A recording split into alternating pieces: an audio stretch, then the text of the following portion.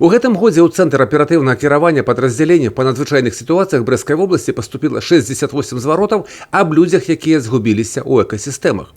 Заложнікамі небяспечных сітуацый стаў 81 чалавек, з іх 11 дзяцей. Па выніках пошукавых мерапрыемстваў было выратавана 78 чалавек.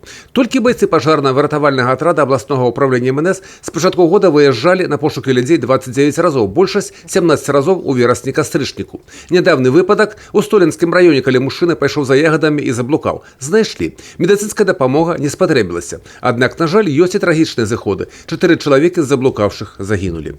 Выезжаем на место предполагаемых поисков, предполагаемой потери человека. Первое, что начинаем, это сбор сведений, сбор информации о человеке. Также уточняем дополнительные сведения, был ли на велосипеде, имел ли тросточку, физическое здоровье человека, заболевания. И в дальнейшем, после того, как собрали поиск, сузили круг поиска конкретно на местности и уже приступаем непосредственно к самому поиску. Акрамя выратавальніка, у пошуках людзей у такіх сітуацыях удзельнічаюць прадстаўнікі органаў унутраных спраў, лясной гаспадаркі, пагранічнага камітэта, валанцёрскія пошукава-выратавальныя атрады. Надзея Клімавец – аматар ціхага палявання са стажам. І ў жанчыны ёсць свой алгарытм дзеяння ў лесе, каб не заблукаць. Часто. Иду на дачу через день почти. Ориентируюсь, все дорожки, все тропинки знаю здесь. Ориентируюсь, железная дорога. Рядышком справа. Стараюсь держаться возле дорожек. В незнакомом тяжело мне. Не знаю как. На солнце в основном. Надо всегда в направлении солнца держаться, чтобы перед дену было. Я так понимаю. Тогда выйдешь на какую-нибудь дорожку. Ну а так, очень люблю. Это мое хобби.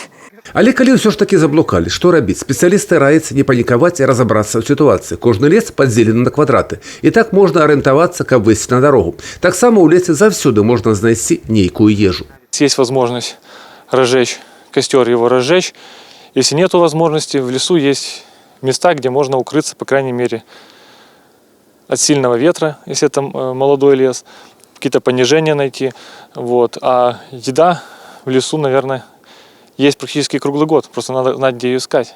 Если это новичок, к сожалению, он ее не найдет. А если человек более умудренный жизнью, то не составит сложности в любое время года найти что-то съедобное. Калі сабраліся ў лес за дзікаросамі і не ўпэўнены ў сваіх магчымасцях арыентавання на мясцовасці, спецыялісты раяць не забываць аб сучасных сродках коммуникации. При себе иметь заряженный мобильный телефон. Полностью заряжена батарея мобильного телефона. В связи с чем это связано? При звонке, что человек потерялся, диспетчеры центров оперативных управлений по всей нашей области знают, проинструктированы, знают инструкцию и могут, в принципе, вывести человека из леса. Юрий Печур, Владимир Казаков, телерадиокомпания «Брест».